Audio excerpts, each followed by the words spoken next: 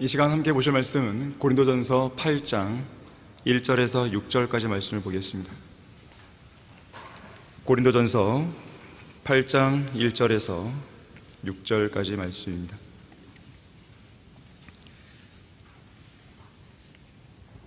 자, 1절 보시면 우상들에게 바쳐진 것들에 관하여는 우리 모두에게 지식이 있음을 알거니와 지식은 교만하게 하지만 사랑은 세워주느니라.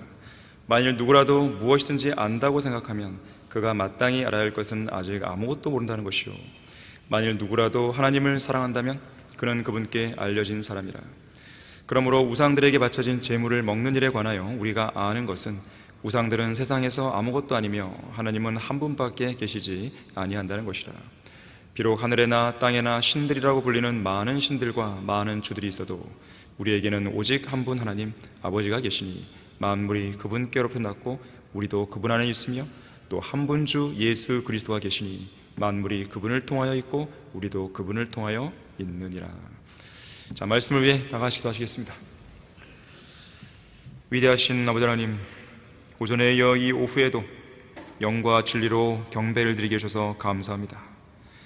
주님께서 저희들의 생명의 호흡을 붙들고 계시기에 우리는 이 시간 안전하게 거하는 것이며, 또 주님께서 마련해 주신 이 아름다운 환경이 있기에 우리는 마음껏 주님을 찬양할 수 있는 것입니다. 이 시간에 저희들 다시 한번 하나님의 말씀 앞에 저희들의 마음을 모으길 원합니다. 저희들의 마음을 열길 원합니다. 저희들의 마음과 생각을 변화시켜 주십시오.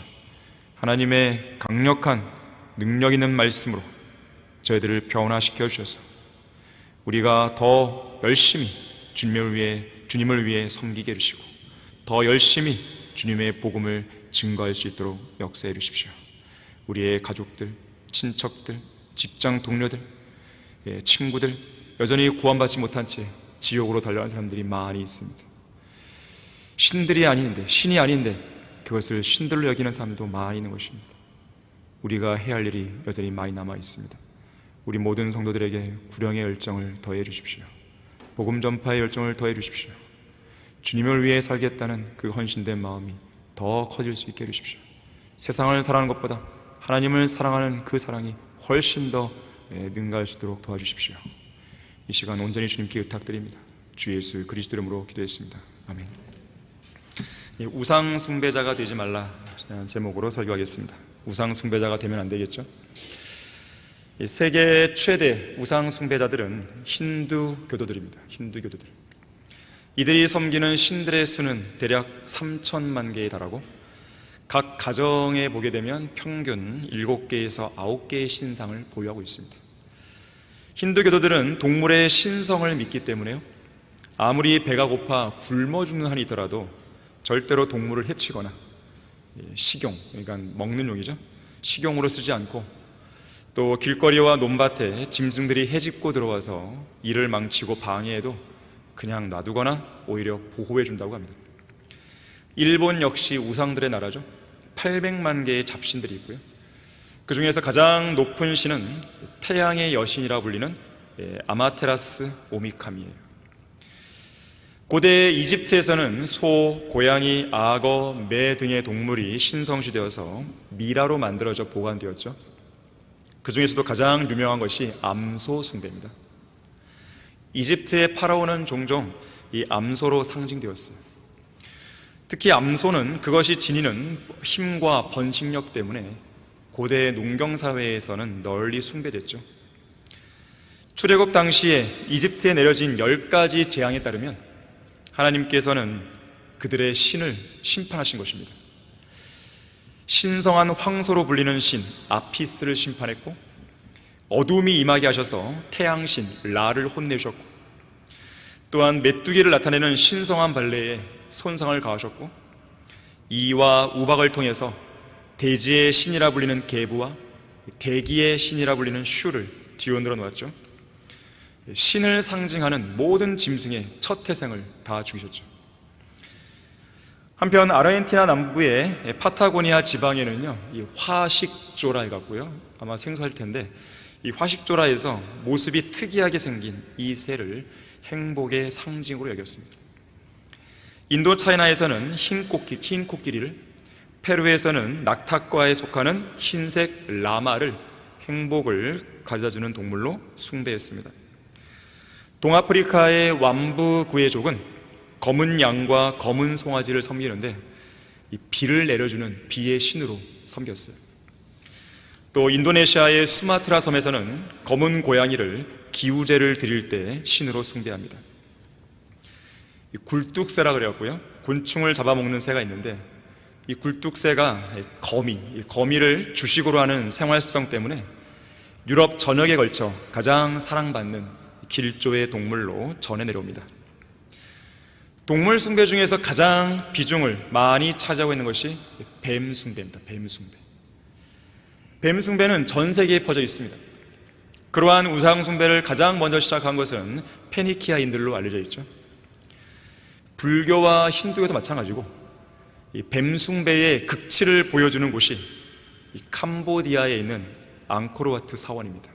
그냥 뱀투성이죠. 그냥 멕시코의 마야 문명 유적지에서 발견된 라브나 궁전이 있는데 이 궁전에는 이 틀락록, 이름이에요. 틀락록, 괴물 이름입니다. 틀락록이라 해서 괴상한 얼굴을 가진 비의 신입니다. 그 형상을 보니까 뱀의 형상을 변형시킨 모습이에요. 또한 바실리스크라는 상상의 도마뱀을 황금의 신으로 숭배하는 민족도 있습니다. 이들은 이 도마뱀이 7년생 암탉이 낳은 7번째 알에서 부화된다고 믿고 있는 것이죠. 성경에는 바알, 아스타롯, 다곤, 몰렉, 렘판, 탐무스, 주피터, 머큐리, 다이아나 등을 위시해서 그 이름이 기록된 신들이 24개가 나옵니다. 이 세상의 어리석은 군상들은 이런 거짓 신들을 기념하고 섬기기 위해서 무언가를 새기고 조각하고 그림으로 그리고 주물로 부어 만들죠. 우상들을 만드는 겁니다.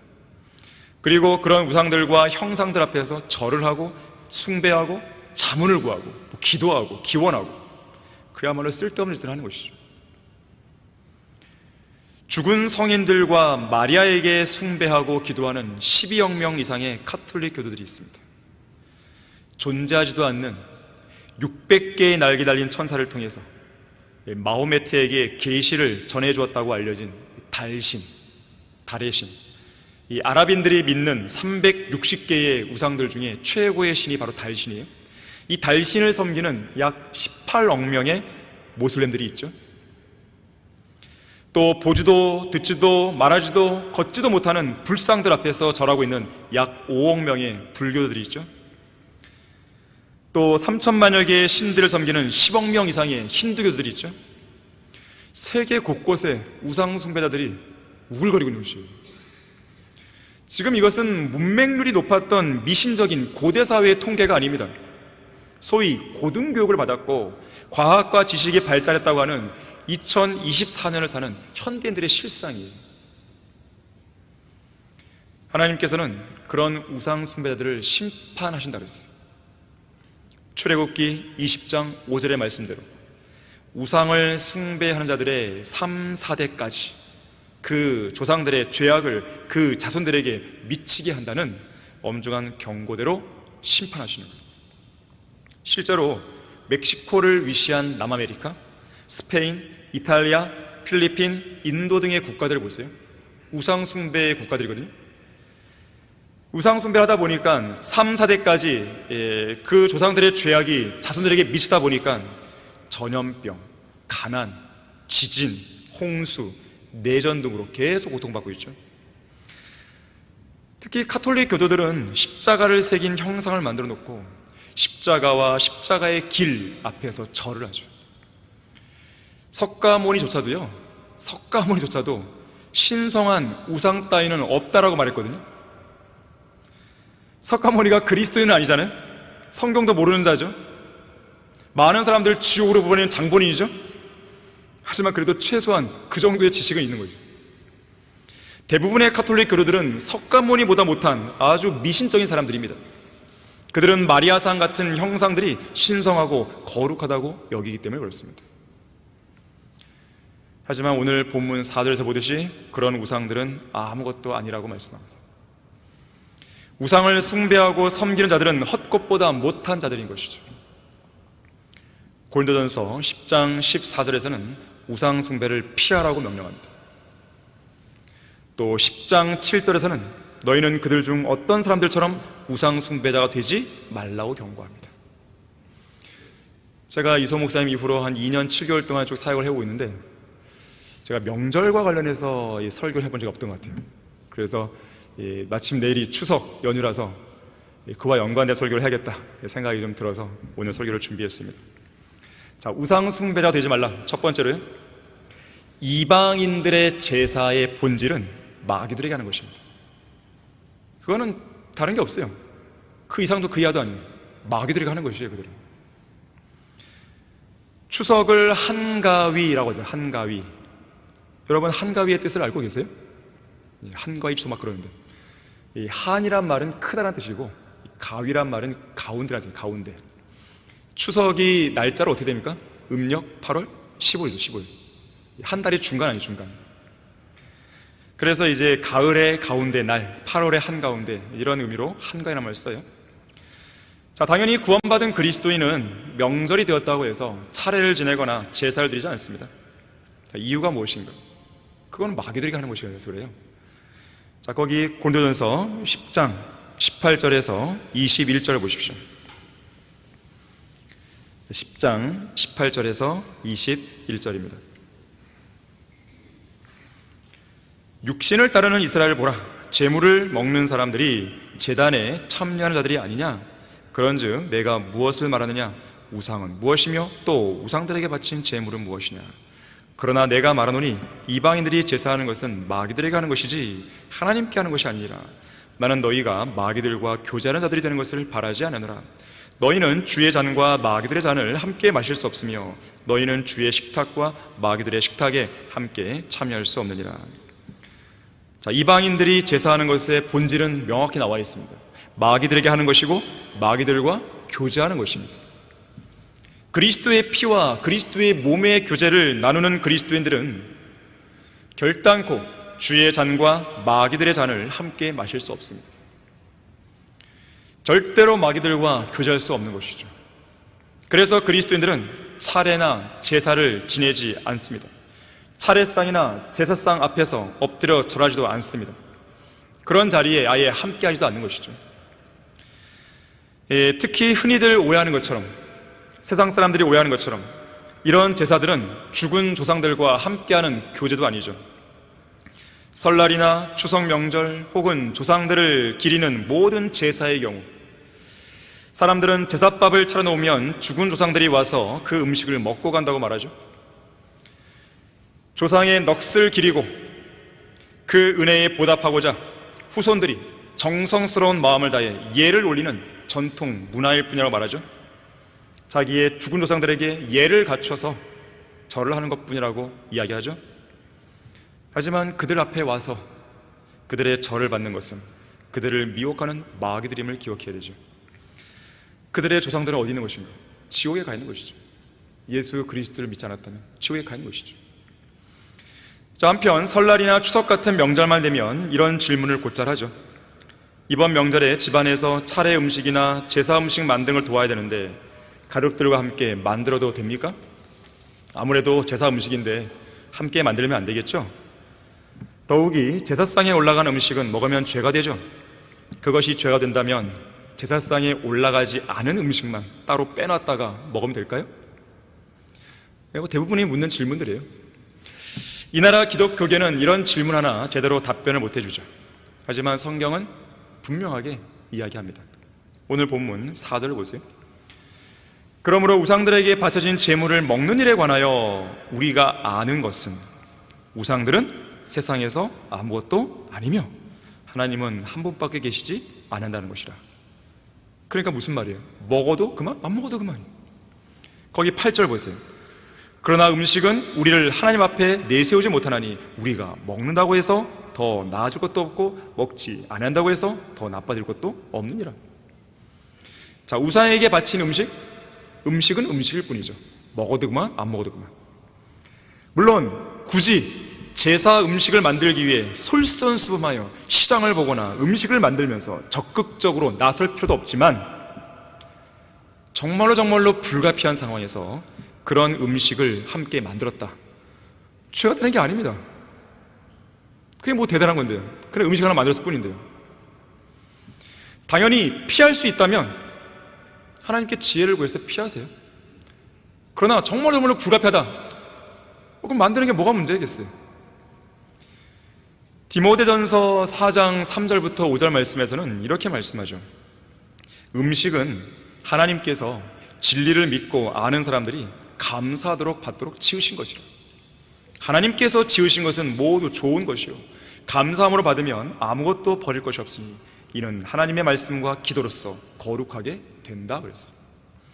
어떤 음식이든 감사함으로 맛있게 배부르게 먹으면 그만이라는 것이죠. 이게 기본적인 자세입니다. 다만 모든 사람이 이런 지식이 있는 게 아니잖아요.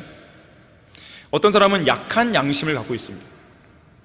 자, 그런 사람들이 실족하지 않도록 하기 위해서 우상에게 바쳐진 음식을 먹지 말아야 하는 예외적인 경우도 있는 거예요. 뭐 우상이 대단해서 우리가 안 먹는 그런 게 아니에요. 우상은 아무것도 아니란 말이에요. 우상은 아무것도 아니기 때문에 우상에게 바친 음식도 아무것도 아닌 거예요, 그냥. 하지만 그런 지식이 없는 사람들이 있단 말이죠, 우리 주변에는. 자, 그런 약한 양심을 가진 사람들을 위해서 우리는 조심할 뿐입니다.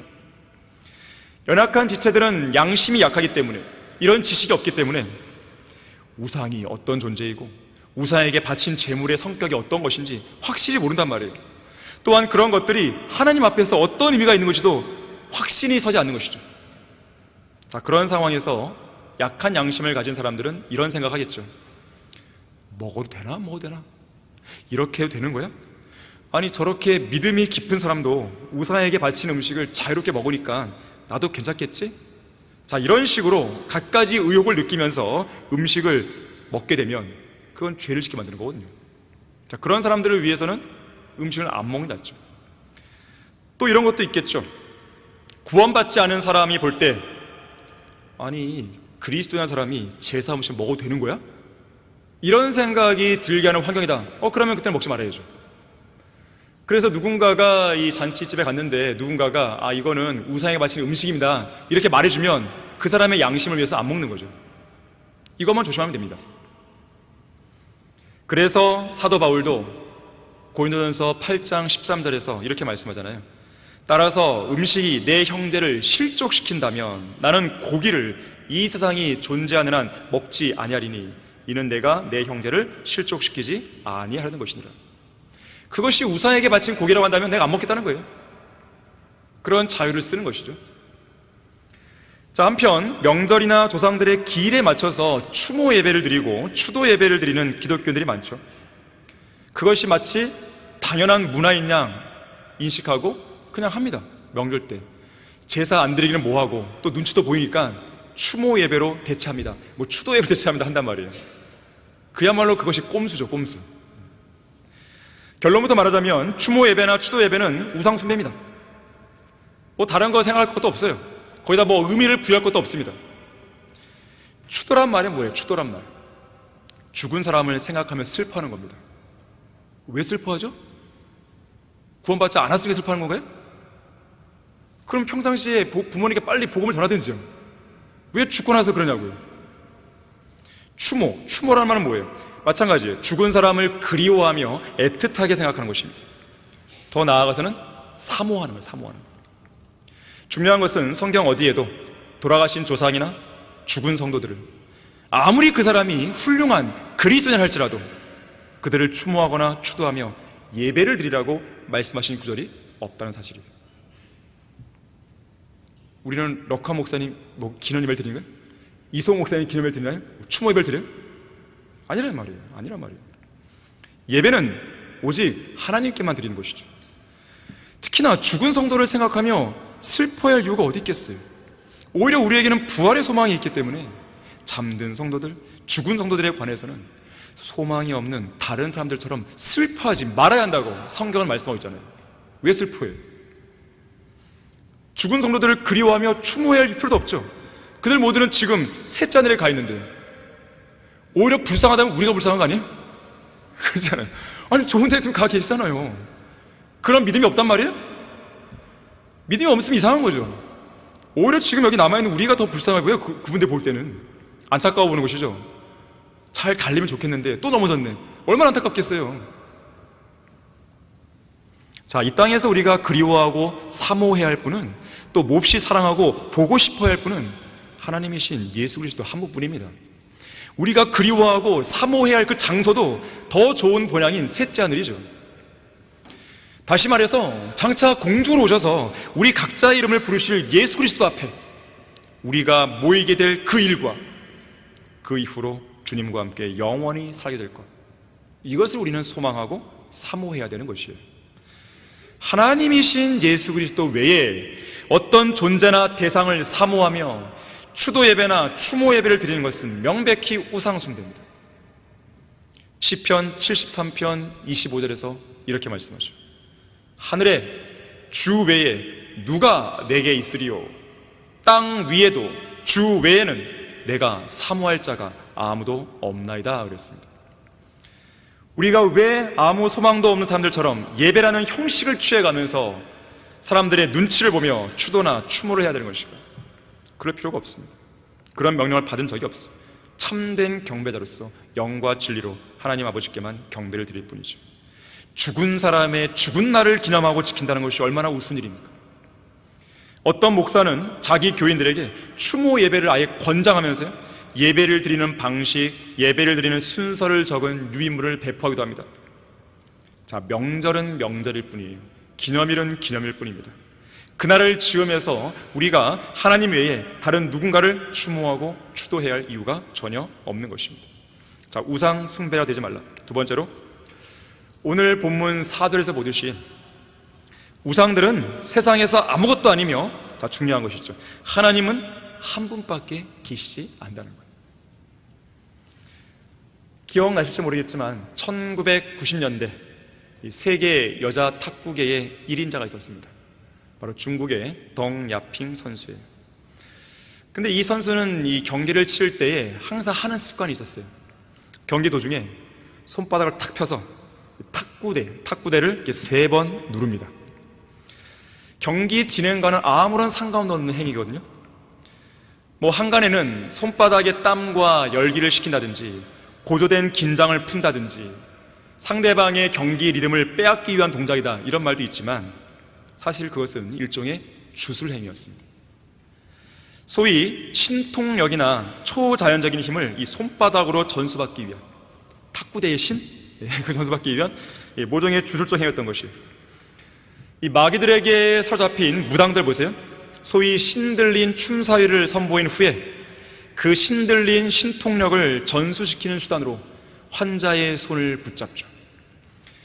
또 옛날 할머니들은 손주들이 병들어 눕게 되었을 때 선앙당에 있는 그 돌이라든지 돌미륵, 이것을 붙들고 기도를 열심히 하죠. 그리고 그 돌들을 어루만진 그 손으로 집에 돌아와서 병든 손주들의 손을 콕 쥐면 그 신통력이 전달되어 병이 난다고 믿은 거예요. 또 그것도 있잖아요. 엄마 손은 약손. 엄마 손은 약손. 아이들이 배 아프면 배를 쓰다듬어 주죠.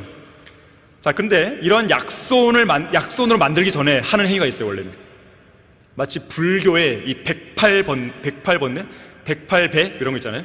108배처럼 108번 손을 비빕니다. 그러면 부처의 힘을 손바닥에 발생시킨 다음에 자녀들의 아픈 배를 쓰다듬었다고 그래요. 다 더 나아가서요, 이 스포츠계에도 이런 게 있습니다. 야구에서 홈런을 친 선수가요, 1루 베이스를 지나 2루 3루를 거쳐 이제 다시 홈인 타소로 돌아오게 되면 모든 선수가 다 나오잖아요. 나와서 어떻게 합니까?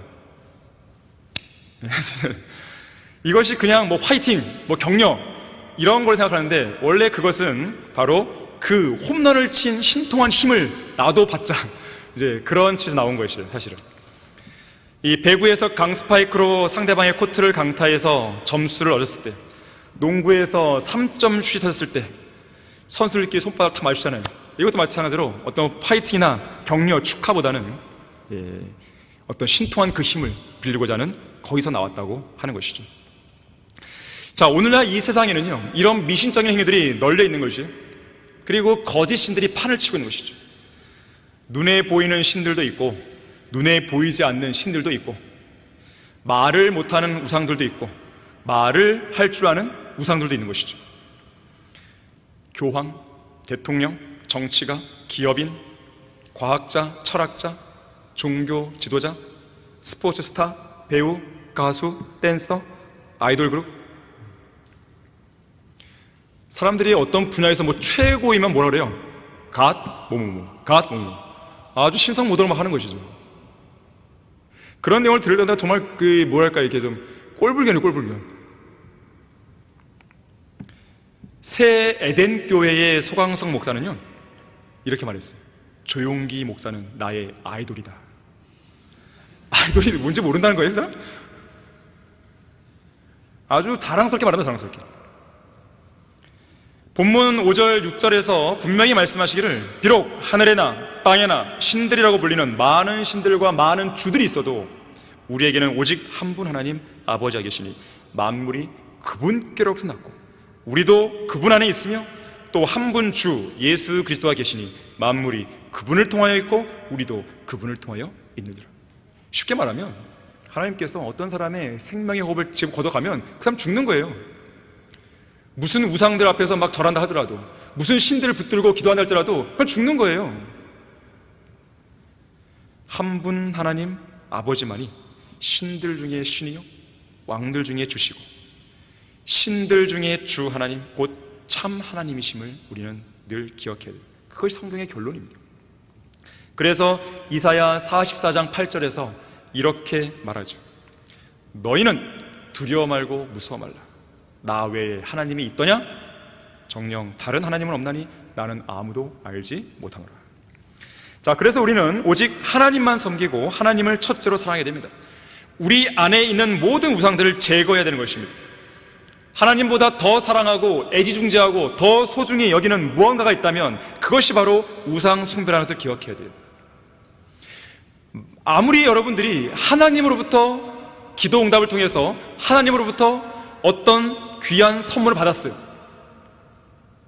근데 어떤 사람은 하나님이 주셨다는 것만 계속 생각한 나머지 이 선물 자체가 우상이 되어버립니다. 그러면 안 되는 것이죠. 그것을 주신 분이 누구냐 이거죠. 아브라함이 시험 받은 것도 바로 그 부분이죠. 하나님께서 이삭을 주셨단 말이에요. 그리고 이삭을 바치라고 하시는 거죠.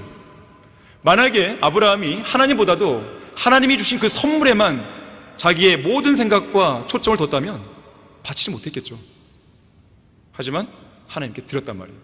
왜냐하면 주신 분도 주님이시고 가져가신 분도 주님이시기 때문에 거기에 대해서 우리가 왈가왈부할 게 없습니다. 주님께서 하시는 모든 일은 완벽합니다. 오늘날에는 어떤 형상 앞에 엎드려 숭배하지 않다 해도 TV 앞에 엎드리는 사람이 있죠. 누워있나요 보통? 라디오, 신문, 잡지, 연예인, 스마트폰, 자 이러한 것들에 마치 엎드려갖고 그야말로 거기에 파묻혀 있는 거예요. 거기에 열광하는 것이죠. 자, 성경을 말씀하십니다. 에스겔 14장 3절에서요 인자야 이 사람들은 잘 들으세요. 자기들의 마음속에 자기들의 우상들을 세워놓고 지금 바깥에가 아니라 자기들 마음속에 우상들을 세워놓고 그들의 얼굴 앞에 그들의 죄악의 방해물을 놓았으니 그러니까 자기 마음속에도 자기 얼굴 앞에도 우상이 있는 거다. 마음속에 세워놓은 우상들. 그래서 어떤 사람은 돈을 숭배합니다. 돈이 우상이에요. 자, 성경은 탐심이 뭐라 그랬습니까? 우상 숭배. 신명기 23장 6절에 따르면 이방인들은 평안과 번영을 탐냅니다. 평안과 번영. 거기에는 돈이 깔려있는 것이죠. 이 땅의 모든 인본주의자들, 진화론자들, 무신론자들이 섬기는 거짓신입니다. 평화와 번영. 예수님은 하나님과 재물을 동시에 섬길 수 없다고 그랬어요. 경고하셨습니다. 여기서 재물에 해당하는 영어가 맴몬이에요. 맘몬. 이 맨 앞에 철자를 이 소문자 M을 대문자로 바꾸게 되면 페르시아의 거짓신의 이름이 되기도 하죠. 앤드류 카네기는 말하기를 인간에게는 우상이 필요하다. 우상 숭배 중에서도 최악의 형태는 부를 축적하는 것이다. 돈을 숭배하는 것보다 더 비열한 우상 숭배도 없다 그랬어요. 여러분 결코 돈을 쫓아가지 마세요. 돈은 결국 날개를 달고 날아갑니다. 돈이 여러분을 따라오게 만드는 겁니다. 그 방법이 뭔지 아십니까? 하나님을 섬기세요. 하나님만 제대로 섬기면 돈은 오게 돼 있습니다. 왜 그럴까요? 하나님께서 자신을 섬기는 그 사람을 보호하시니까요. 돌보시니까요. 굶어 죽지 않게 하시니까요. 직장을 구해주시니까요. 성경적인 원칙을 따라야 됩니다. 예수님은 탐심을 조심하라 했어요. 탐심을 따라가다가 죽을 수도 있습니다. 바울은 돈을 사랑하는 것이 모든 악의 뿌리라고 했어요. 여러분 자신을 한번 돌아보세요. 내가 정말 돈을 사랑하는 건지 안 사랑하는 건지. 자신을 결코 변명하거나 정당하지 마세요. 있는 그대로 객관적인 시각으로 바라보세요. 하나님의 뜻 안에서 비춰보세요. 불확실한 재물을 신뢰하지 말라고 디모데 전서 6장 17절에 말합니다. 불확실한 재물이에요. 재물이 확실한 게 아닙니다. 그건 불확실한 거예요. 여러분에게 뭘 보장해 줄 것 같지만 보장해 주지 않습니다. 목사의 자격 조건 중 하나가 뭡니까? 더러운 이익을 탐내지 않는 거예요. 더러운 이익이 뭐예요? 돈입니다. 어떤 사람은 음행을 숭배합니다. 음행. 음란한 행실에서 빠져나오지 못하는 거예요. 계속 얽매입니다. 음행의 영이 많은 사람의 마음을 완전히 장악해버렸어요. 특히 젊음의 정욕을 충동질하는 것이죠. 오늘날 젊은이들 대부분을 보세요. 관능적인 성적 노예들로 전락되었습니다. 정욕적으로 더 자극적인 요소들을 추구하도록 만드는 거예요. 그 욕구를 채워주기 위해 TV, 영화, 게임, 스마트폰 이런 영상 매체들, 그런 산업들이 기승을 부리는 것이죠. 음행에 찌들어 있는 세상이에요. 정말로 찌들어 있습니다. 찌들어 있어요. 러커만 목사님은 이렇게 말했어요. 오늘날 미국은 오후 6시를 영어로 뭐라 그래요? 6 o'clock, 6 o'clock. 그런데 오후 6시가 6 o'clock이 아니라 섹스 o'clock이에요. 섹스 o'clock. 10대 여자아이들은 자기들의 복부와 다리를 젊은 남자들에게 보여주지 못해 안달이 나 있다고 그랬어요. 해변을 돌아다니는 대부분의 여자들보다 속옷 가게의 마네킹이 더 많은 옷을 거치고 있다고 그랬어요. 자매들, 형들도 마찬가지지만 자매들은 정숙한 옷차림을 가져야 되는 거죠. 누구에게 뭔가를 이렇게 이 유혹의 손길을 하기 위해서 옷을 차렸는다. 그건 정상적인 그리스도인이 아닙니다. 정신이 나간 거죠. 심지어 음행의 영은 현대의 배교한 교회들의 신이 되어서 거룩한 강단을 지켜야 할 목사들을 유린하죠. 대형교회 목사들의 음행과 간음이 끊이지 않는 것이 바로 이 때문입니다.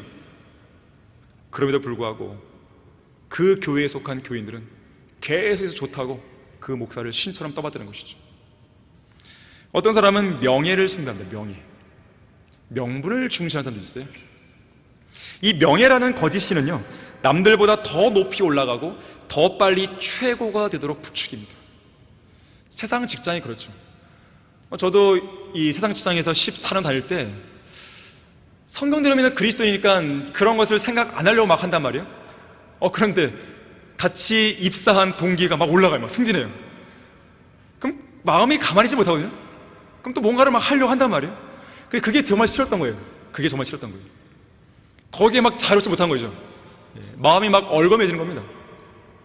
그럼 또 하나님께 나와서 기도하고 어떻게 되겠습니까? 기도하고 그런 것이죠.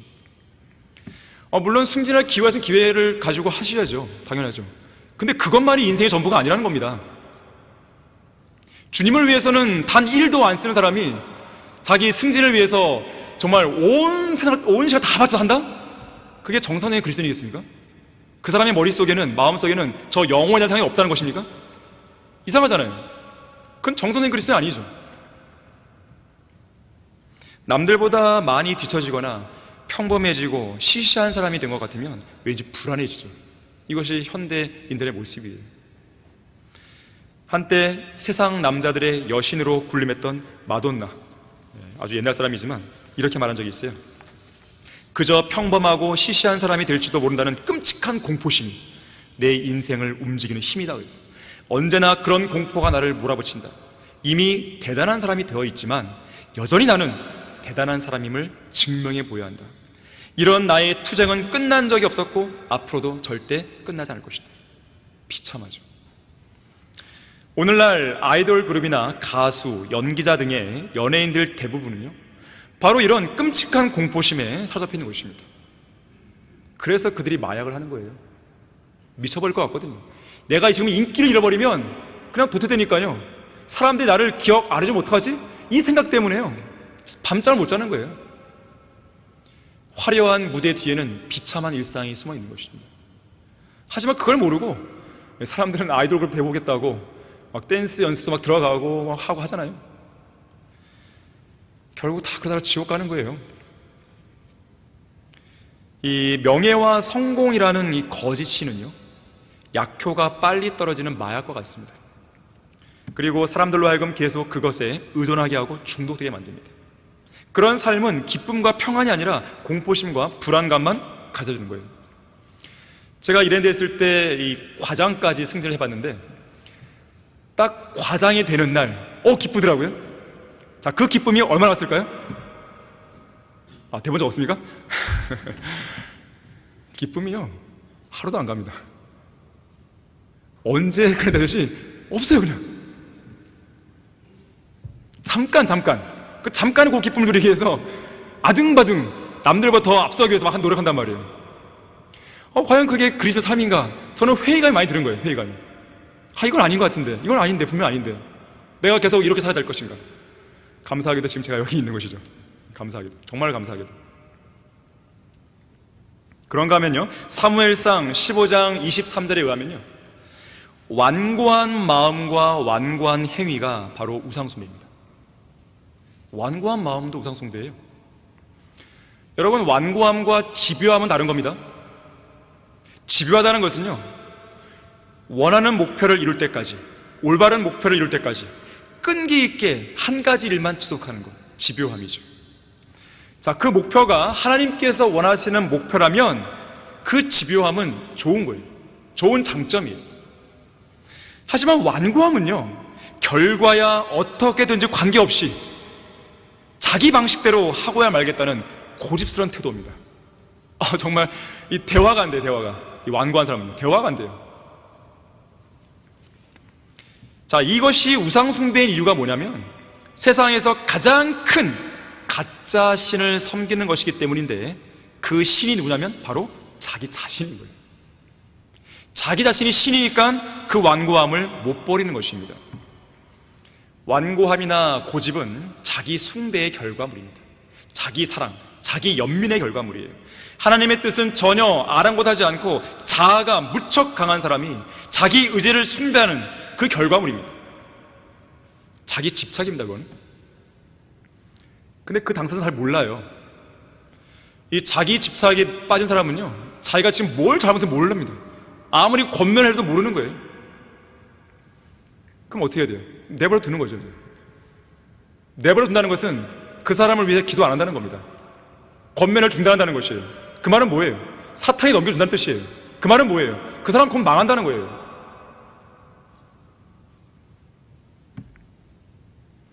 이 세상의 거짓신들이 세상에서 판을 치고 있는 이유는 하나님보다 자기 자신을 더 사랑하는 것의 결과물입니다.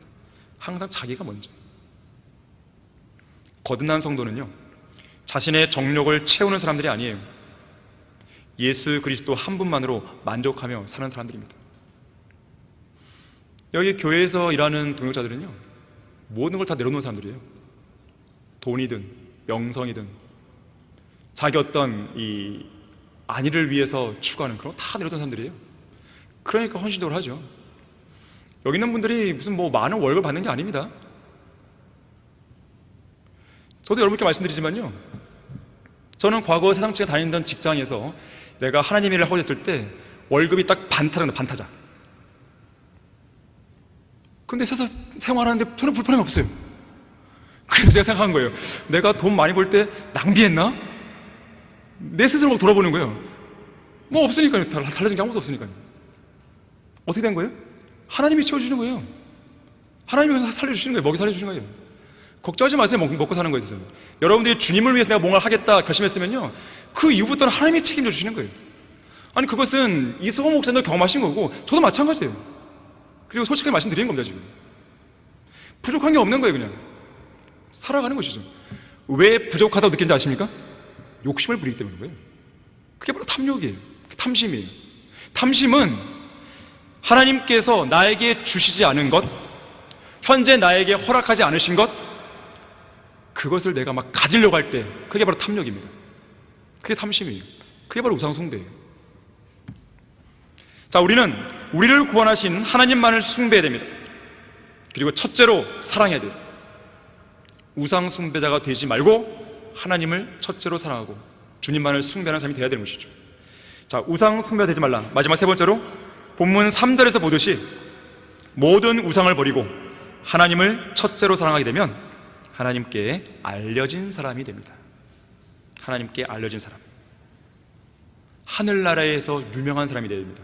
세상에서 유명한 사람이 아니라 하늘나라에서 유명한 사람. 저 형제는 오늘도 구령을 했네. 저 형제 오늘도 성경을 읽고 하나님께 다 다가섰네. 저 형제는 오늘도 기도를 통해서 응답을 받고 하고 있네. 이 어려운 상황에서도 주님만을 신뢰하고 있구나. 자, 그렇게 유명한 그런 뉴스가 계속 하늘로 올라가야 되는 것이죠. 또한 그리스도는요, 지옥에서도 유명한 사람이 되어야 됩니다. 저 그리스도는 조심해야 돼. 저 사람은 위험한 사람이야. 무서운 사람이야. 저 사람은 모든 일에 다 하나님께 기도하더라고. 하나님께서 저 사람을 철저하게 보호해 주셔.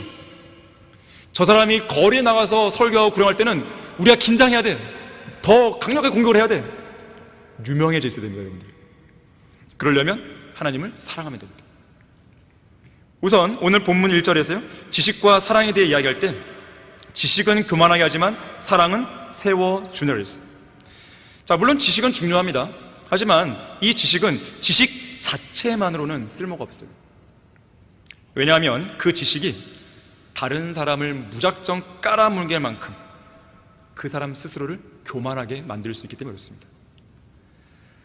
하지만 자신이 가진 지식을 통해 우월의식을 내세우는 사람만큼 꼴불견도 없습니다. 그래서 지식은 사랑과 함께 병행해야 돼요. 지식의 동반자는 누굽니까? 사랑입니다. 사랑의 반려자는 누굽니까? 지식입니다. 왜냐하면 지식이 없는 사랑은 미신이나 맹목적인 수단이 될 수 있어요. 사랑이 없는 지식은 상대방을 죽일 수 있는 날카로운 무기가 될 수 있습니다. 진리의 지식 안에서 나누는 사랑만이 참된 사랑입니다. 또한 불의를 기뻐하지 않고 진리를 기뻐하는 것이 참된 사랑입니다. 또한 사랑 안에서 증거하는 지식이 참된 지식이, 사랑 안에서 진리를 말해야 그 지식을 통해 상대방을 올바르게 세워줄 수 있는 것이. 여러분이 누군가를 권면한다 하더라도요, 사랑 가운데 하셔야 돼요. 그래야 상대방이 올바르게 설 수 있습니다. 사랑 안에서 진리를 말해야 되는 것이죠. 그래서 빌립보서 1장 9절에서는 사랑이 지식과 모든 판단에 있어서 더욱더 풍성하게 되기를 기도한다 그랬어요. 에베소서 4장 15절도 오직 사랑 안에서 진리를 말하라 그랬어요. 오늘 본문 3절에서는 만일 누구라도 하나님을 사랑한다면 그는 그분께 알려진 사람이라고 했어요. 자, 하나님께 알려진 사람이 되려면 스스로 영적인 채 하지도 말고 잘난 척 하지도 말고 오히려 남들보다 더 낮아지고 겸손한 자세로 사랑 안에서 지식을 증거하고 전파해야 되는 거예요. 자, 이런 사랑도 갖지 못한 사람이 어떻게 하나님을 사랑한다고 말할 수 있겠어요? 적어도 사랑 가운데서 진리를 말할 수 있어야 그 사람은 하나님을 사랑한다고 말할 수 있는 것이고 하나님께 알려진 사람이라고 이야기할 수 있는 것입니다. 예수님께서는 율법 중에서 어느 계명이 크니까? 라고 묻는 어느 율법사의 질문에 대해서 이렇게 답하셨죠. 너는 내 마음을 다하고 혼을 다하고 생각을 다하여 주 너의 하나님을 사랑하라. 이것이 첫째며 큰 계명이니라. 자, 하나님을 사랑하는 것이 첫째가 되는 큰 계명이기 때문에 하나님께서 이스라엘 백성에게 주신 10계명 중에 첫째가 되는 계명 역시나 너는 내 앞에 다른 어떤 신들도 있게 하지 말지라는 계명입니다. 하나님을 첫째로 사랑하는 사람은 너무나 당연하게도 어떤 우상도 자기 앞에 혹은 자기 마음속에 세워두지 않습니다. 그 우상을 사랑하며 섬기거나 숭배하지도 않습니다. 특히 하나님을 첫째로 사랑하는 성도에게는 반드시 나타나는 몇 가지 증거들이 있는데요, 그 중에 3가지만 이야기하면 이렇습니다.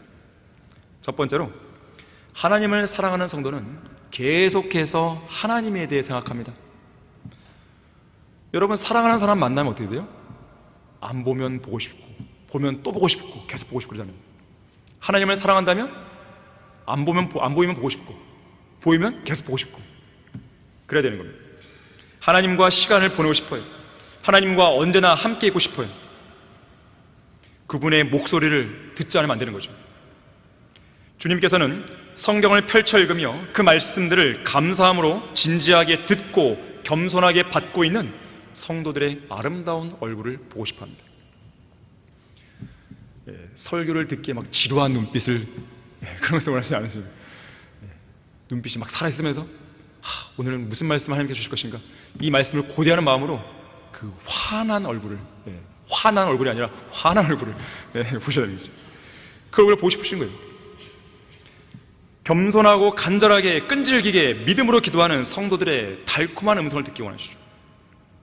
여러분은 오늘 아침 교회에 나오기 전에 그런 아름다운 용모를 주님께 보여드렸습니까?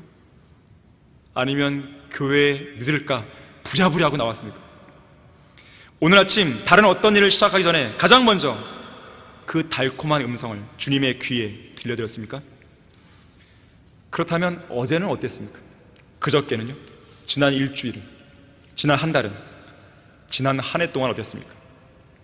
아니, 예수 그리스도를 믿고 구원받은 이래로 지금까지 여러분은 얼마나 많은 시간을 그런 아름다운 용모를 주님께 보여드리기 위해 부지런히 하나님의 말씀을 펼쳤으며, 얼마나 많은 시간을 그런 달콤한 음성을 들려드리기 위해 간절히 무릎을 꿇고 기도했습니까?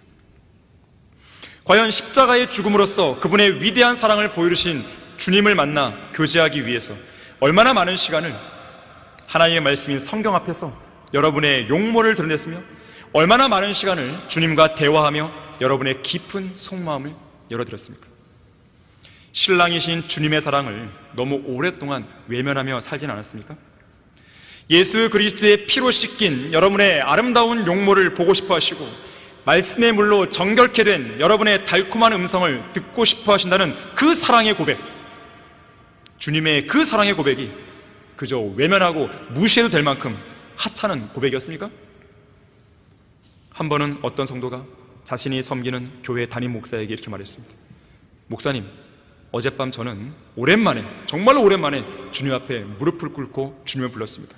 너무 오랫동안 주님을 부르지 않다가 주님을 부르려 하니까 많이 어색했습니다. 그러자 목사가 대답합니다.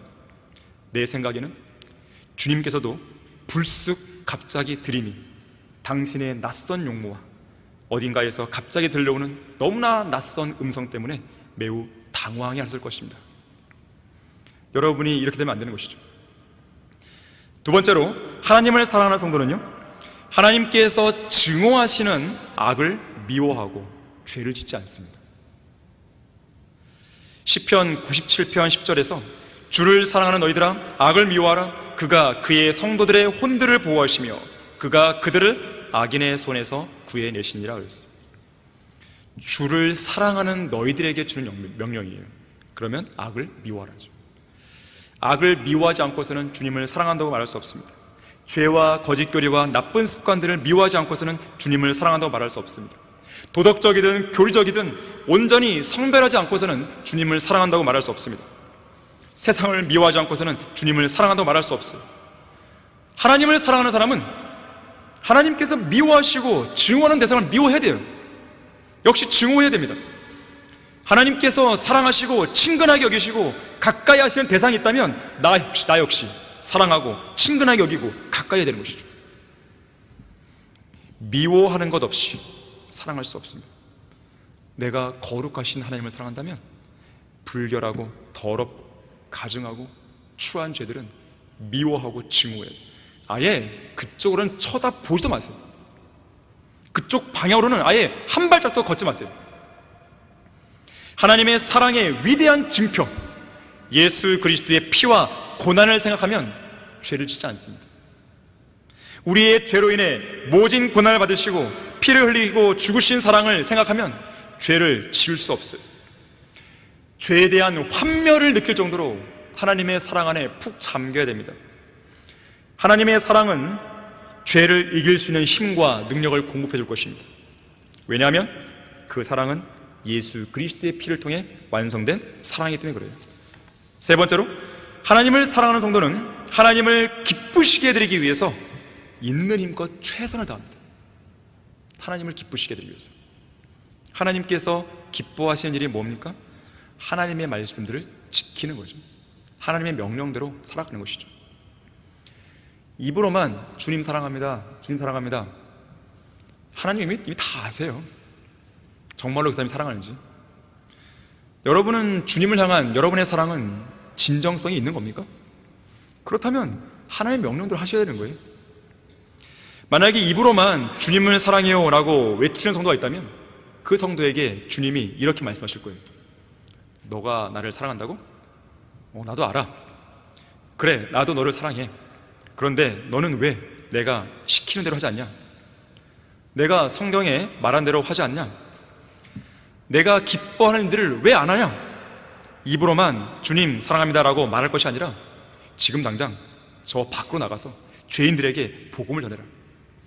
너의 엉덩이를 발로 차버리기 전에 사랑합니다 이 말은 그만 좀 하고 지금 당장 성경과 전도지를 들고 길거리 나가라. 주님을 사랑하는 여러분은 주님을 기쁘시게 드리기 위해 정말로 최선을 다하고 있습니까? 밥 존스 시니어 목사는 말했습니다. 죄 짓는 일은 적게 하면 할수록 좋고 주님을 위한 일은 많이 하면 할수록 좋다 그랬어요. 결론적으로요, 갈라디아서 5장 19절과 20절에서는 우상 숭배가 육신의 일들 가운데 하나라 그랬습니다. 고린도전서 5장 11절에서는 만일 형제라고 하는 어떤 자가 우상 숭배하는 자이거든 사귀지도 말고 그런 자와는 함께 먹지도 말라고 명령합니다. 또 6장 9절과 10절에서는 불의한 자는 하나님의 나라를 상속받지 못한다고 경고하면서 특히 우상 숭배한 자들은 하나님의 나라를 상속받지 못한다고 그랬습니다. 에베소서 5장 5절도 우상 숭배자는 누구든지 하나님과 그리스도의 왕국에서 상속받을 것이 없다고 그랬습니다. 요한계시록 21장 8절에서는 우상 숭배한 자들은 불과 유황이 타는 못에 참여한다고 그랬습니다. 계시록 22장 15절도 우상 숭배자들이 모두 다 바깥에 있을 거라고 경고하고 있습니다. 계속해서 경고하고 있습니다. 어떤 그리스도인이 쓴 시에는 그대가 발길을 옮기는 곳마다 예수님도 모시고 가는가라는 식구가 있습니다. 여러분이 정말로 하나님을 사랑한다면 주님께서 절대로 가시지 않는 곳에는 가지 말아야 되죠. 주님께서 보시지 않는 것을 여러분도 보지 말아야 되죠. 주님께서 절대로 하시지 않는 것을 여러분도 하면 안 되겠죠.